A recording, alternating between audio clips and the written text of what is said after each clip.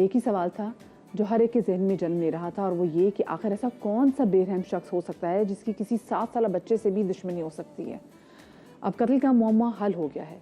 कातिल 15 साल कज़न सुफियान निकला। मुलजिम के घर से अबान को पार्क में ले जाते वक्त की फुटेज भी मंजर आम पर आ गई।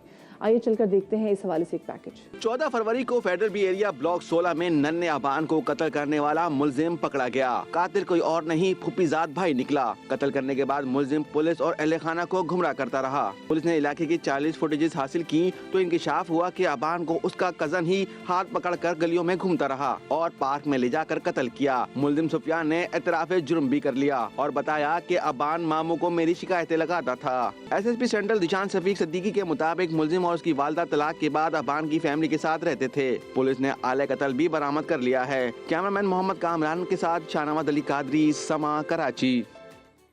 ज़रा तसव्वुर करें कि 15 साल के बच्चे के अंदर इतने गट्स थे कि उसने अपने कज़न को, 7 साल कज़न को पहले कत्ल किया और उसको कत्ल करने के बाद वो कहीं मतलब कहते हैं ना कि कंफ्यूज भी नहीं हुआ, और उसके बाद यही मुलजिम पुलिस और अहले खाना को गुमराह भी करता रहा। आपने उसकी स्टेटमेंट भी पहले सुनी कि उससे पहले क्या स्टेटमेंट दी थी कि बच्चा खुद ही सीढ़ियाँ उतर के चला गया था।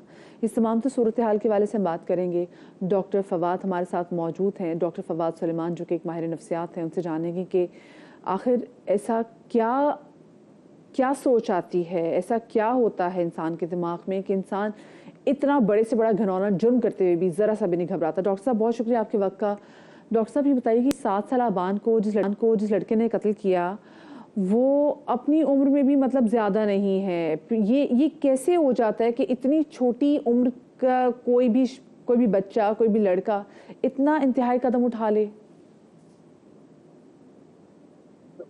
और ये वाकया काफी अफसोसनाक है।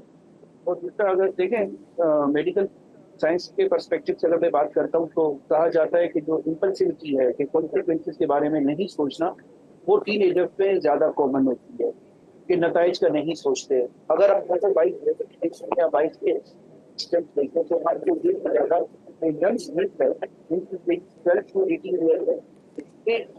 ये वाले बिहेवियर ज्यादा नहीं करते। इसका हर एक मकसद मैं अपनी टीम से ज़रा रिक्वेस्ट करूंगी कि दोबारा से कोशिश करें कि वो डॉक्टर फवाद सुलेमान को कॉल मिला सके, ताकि मुझे डॉक्टर फवाद सुलेमान की जो आवाज़ है वो क्लियर नहीं आ रही है। प्लीज़ उसका ज़रा मामले को सॉर्ट आउट कर लें। लेकिन जो भी डॉक्टर फवाद साहब की बात जो मुझे समझ में आई वो ये कि इतनी कम उम्र के जो बच्चे होते हैं वो आगे रिपोर्कशन उसके हवाले से नहीं सोचते कि ठीक है जी हमने ये इंतहाई कदम उठा लिया लेकिन आगे होगा क्या, वो सवाल से सोच नहीं पाते। डॉक्टर फवाद हमारे साथ मौजूद हैं। जी डॉक्टर साहब प्लीज़ कंटिन्यू कीजिएगा। बिहेवियर है वो बेसिकली होता है कि बच्चों का जो ब्रेन है वो इतना मेच्योर नहीं होता, वो ठीक से डेवलप ही नहीं होता। साइंटिफिक स्टडीज ये कहती है कि 26 साल तक ब्रेन को लग जाते हैं मेच्योर होने में, ताकि वो कॉन्सिक्वेंसेस का मसाइल को सोच सके, मेजर कर सके।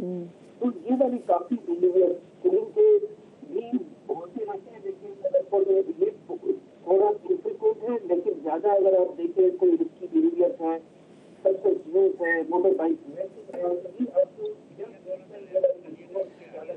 अच्छा डॉक्टर साहब मैं ये जानना चाहूँगी कि कैसे हो सकता है कि कोई भी शख्स स्पेसिफिकली बच्चा, क्योंकि जो बच्चे हैं ना वो अपने जो एक्सप्रेशंस हैं वो ज़्यादा देर उसको कंसील करके नहीं रख सकते। अगर वो किसी को पसंद करते हैं तो उनकी आंखों से, उनके चेहरे से पता चल जाएगा कि वो किसी को पसंद करते हैं। अगर वो किसी से नफरत भी करते हैं या किसी को नापसंद करते हैं तो बच्चा अनकंफर्टेबल हो जाता है एक उस शख्स को लेके जिसको वो पसंद नहीं करता। लेकिन इसमें तो देखिए अगर वो तंग भी था, सुफियान को गुस्सा भी था अबान पर, और उसने किस तरीके से, क्योंकि उसको लगता था ये अपने बाप को मेरी शिकायतें लगाता है, तो वो एक नफरत उसके अंदर थी, गुस्सा उसके अंदर था, वो उसको लेके गया और उसके घर वालों को पता ही नहीं चला 3-4 दिनों में मतलब इस कत्ल से पहले कि कुछ मसला हो सकता है सुफियान को अबान से।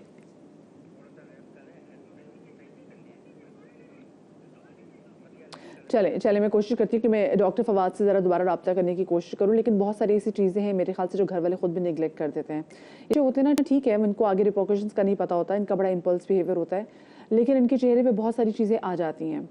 तो घर वालों को भी देखना चाहिए कि जब आपके बच्चे थोड़ा अनयूजुअल जो है वो बिहेव कर रहे हों और आपसे बात करते हुए बहुत सारी जगहों पे जब आपसे वो आई कांटेक्ट ना रख रहे हों तो there is something wrong with that child. Doctor Fawad साहब has joined us again. Doctor साहब मुझे बताएं कि ये ऐसा कैसे हो सकता है कि अगर बच्चे के दिल में किसी दूसरे बच्चे के लिए नफरत है, क्योंकि बच्चे तो देखिए इतने अच्छे नहीं होते अपनी तमाम तरह एक्सप्रेशन को कंसील करने में, और घर वालों को भी पता नहीं चला कि वो बच्चा अपने अंदर ये गम, ये गुस्सा, ये फ्रस्ट्रेशन लेके घूम रहा है कि उसने अपने कज़न को मारना है। जी बिल्कुल।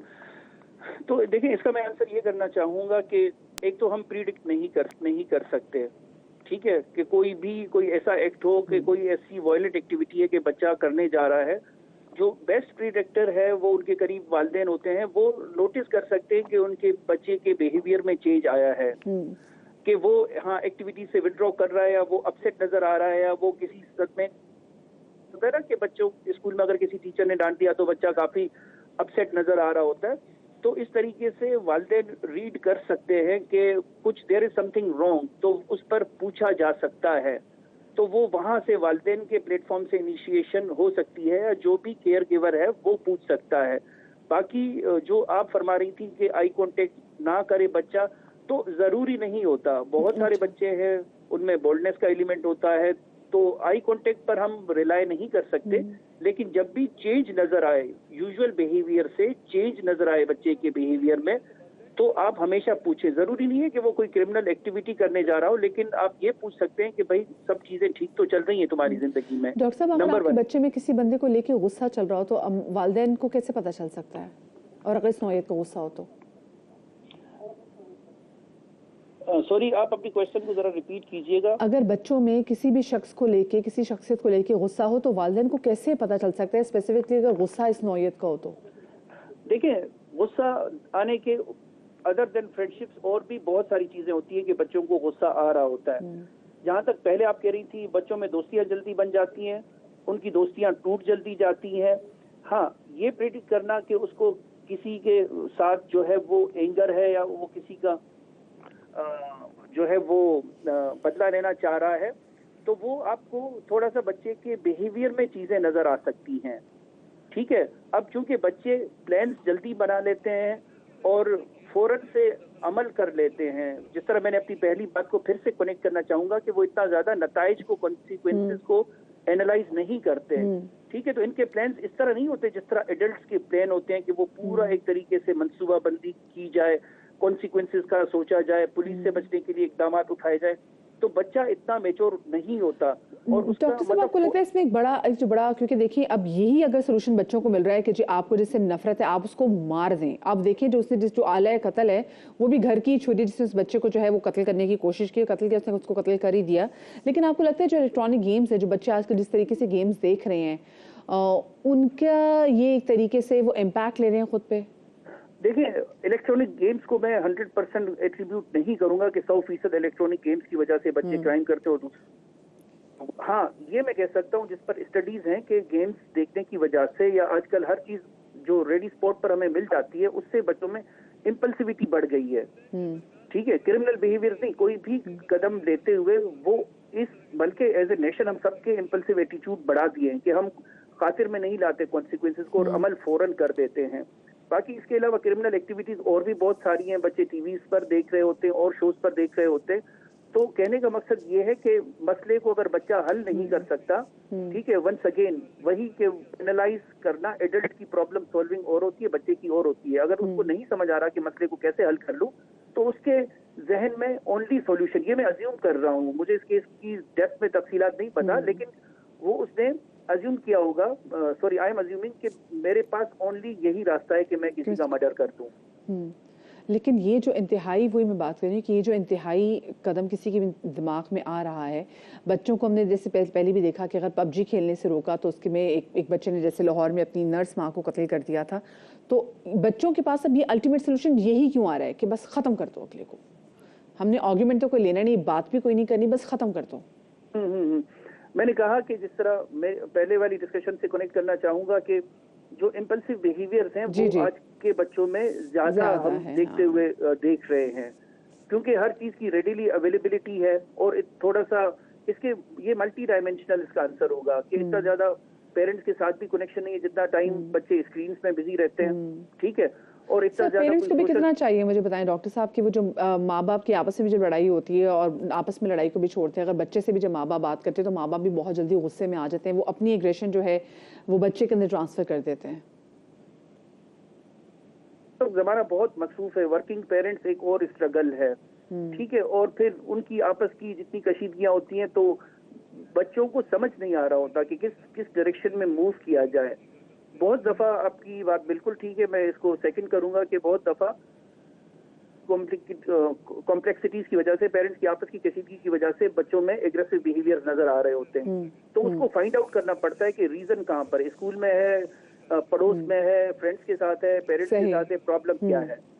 और काफी दफा एक और चीज ऐड करना चाहूंगा कि जब बच्चे को डांटा जाता है, अब अमूमन ये देखा है कि जो 10 साल से नीचे का बच्चा है, जो प्यूबर्टी से कम एज का बच्चा है, वो खुद को सेल्फ ब्लेम कर रहे होते हैं, क्योंकि उनको समझ नहीं आती, उनका ब्रेन उस तरीके से एनालाइज नहीं कर सक रहा होता। बिल्कुल सही बात। बहुत शुक्रिया जी, डॉक्टर फवाद सुलेमान साहब हमारे साथ मौजूद थे और ये न्यायिक गम्स के वाले से बात कर रहे थे। अब जरा आगे बढ़ते हैं और इससे पहले कि शो खत्म हो, मैं जरा आपका मूड थोड़ा बहुत चेंज करती हूँ। कराची लिटरेचर फेस्टिवल का 15वां एडिशन 16 से 18 फरवरी तक जारी रहने के बाद अब इख्तिताम को पहुँच गया है, कल ख़त्म हो गया है और 3 रोज़ा इवेंट में अदब, सकाफत और